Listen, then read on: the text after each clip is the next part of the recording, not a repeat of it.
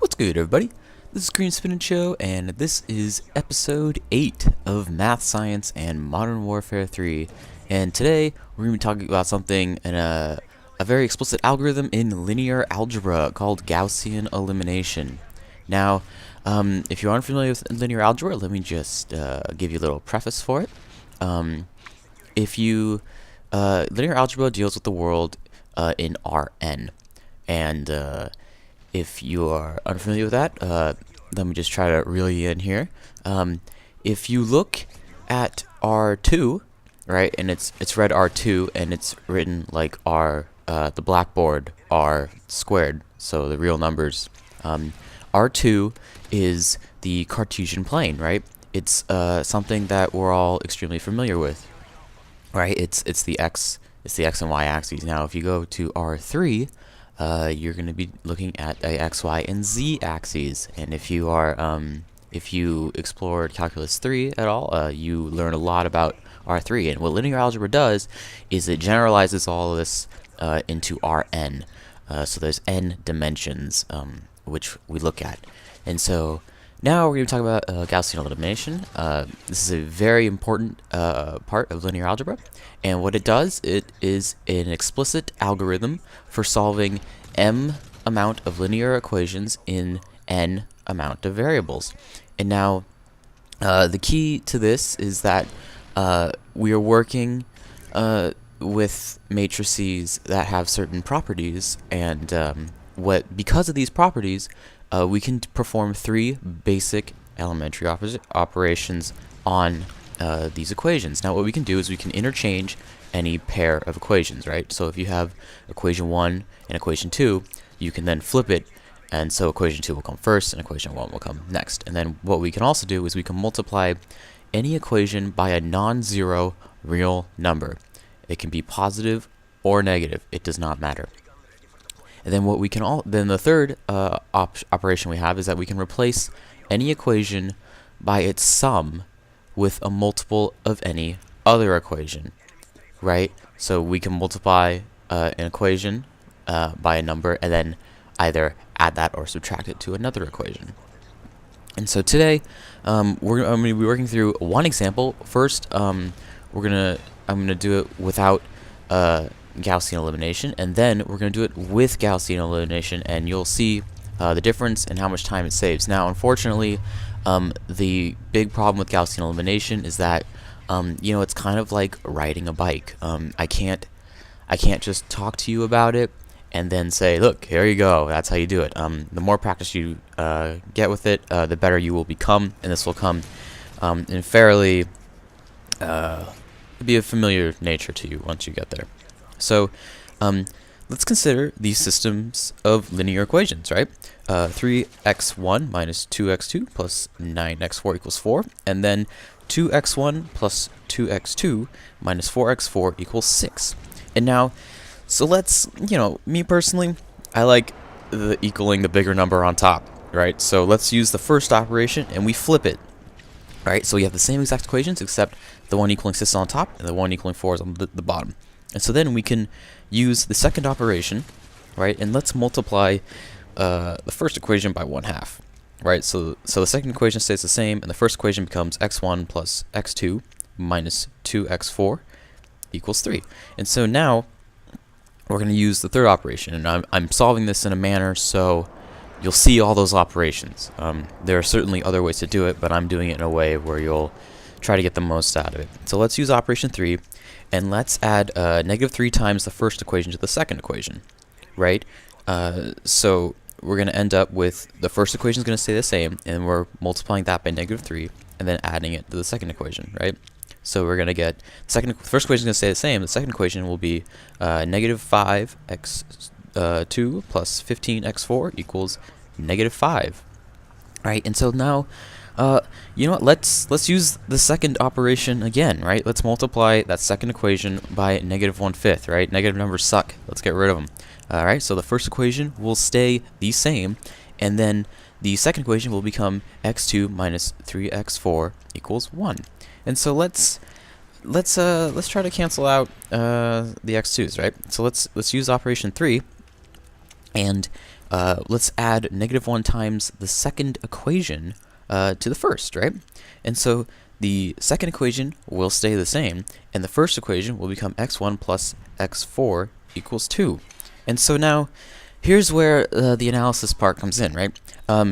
From that set of equations, we can see that x1 and x2 are determined by x4, right? I hope you can see that.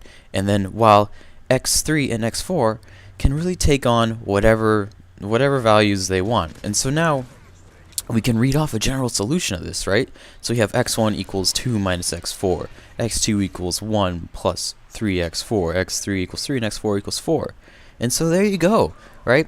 That's the simple, well, not the simple, there's a faster way, but that's a way to solve that problem. Now, what we're gonna do is we're gonna take the same example, right, and we're gonna rewrite this into what we call an augmented matrix.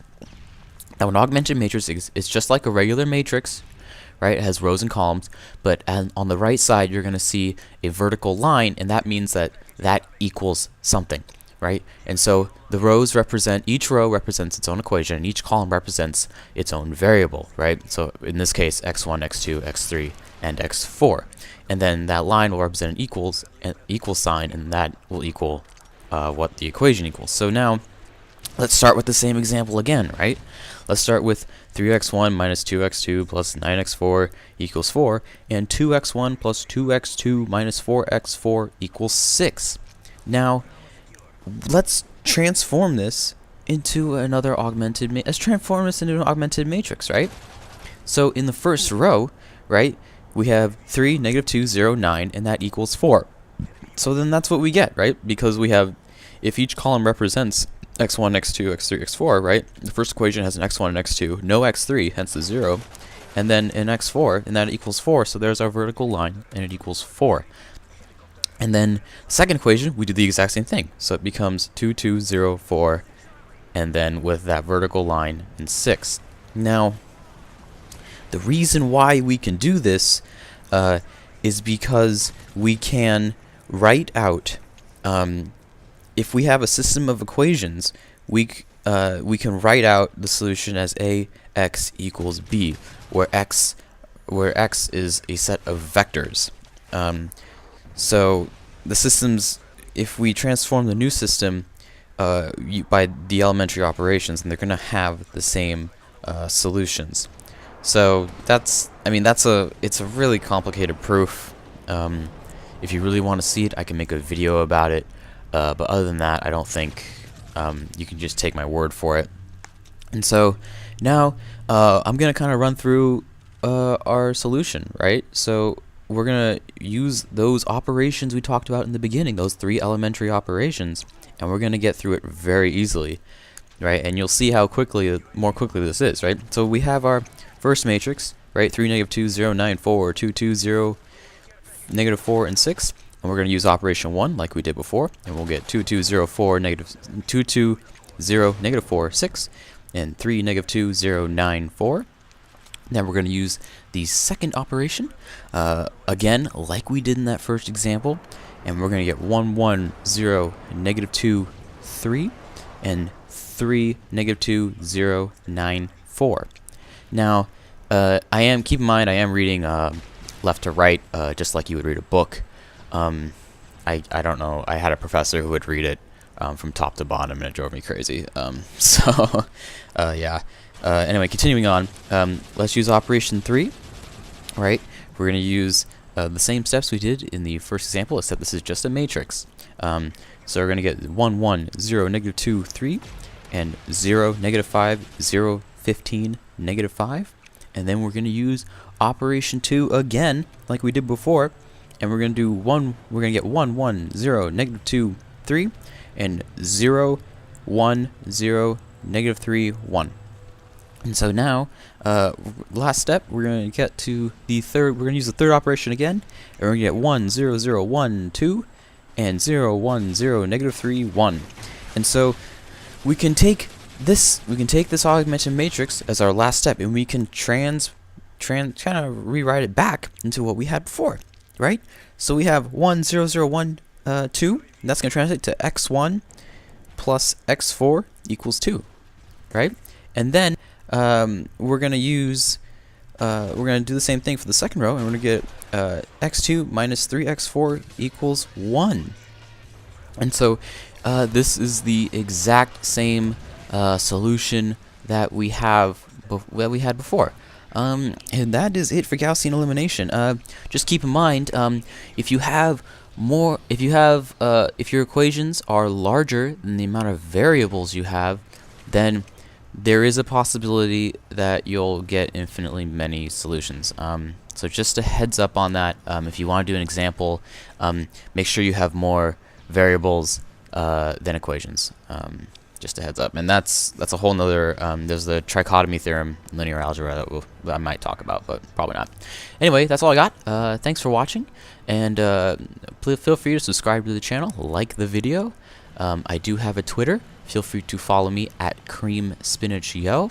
And then, well, I think that's it. That'll do it. So have a great day.